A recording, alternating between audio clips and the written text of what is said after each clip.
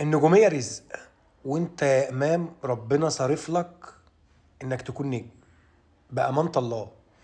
ليه بقى؟ لان في حالة انا شفتها مع امام من النجومية بقالي فترة كبيرة، يمكن من وقت اعتزال ابو تريكة ما شفتهاش في الاهلي.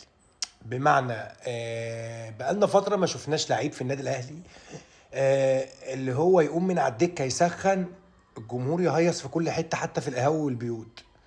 امام عاشور المدرب ينادي عليه عشان ينزل يبوس الشنكار، الجمهور بيهيص وبيهلل في كل حته حتى على القهاوي والبيوت.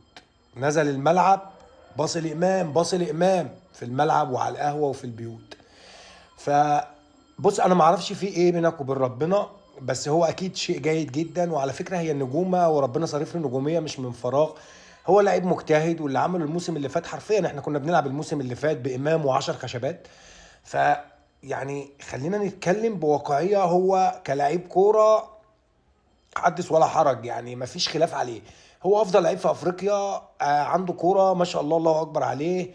عنده كل حاجه في الكوره، يعني زي ما بيقولوا بلغه الكوره كده لعيب متكامل فنيا وبدنيا وتكتيكيا على ارضيه الملعب. بيفرق بشكل كبير جدا مع اي حد، مع اي حد.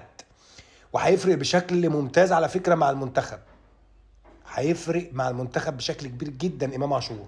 اتمنى ان هو ما يتصابش قبل بطوله افريقيا ويكون جاهز يعني. فبصراحة يا ابني الله يبارك لك. وفعلا هي النجومية رزق، وانت ربنا صارف لك انك تكون نجم.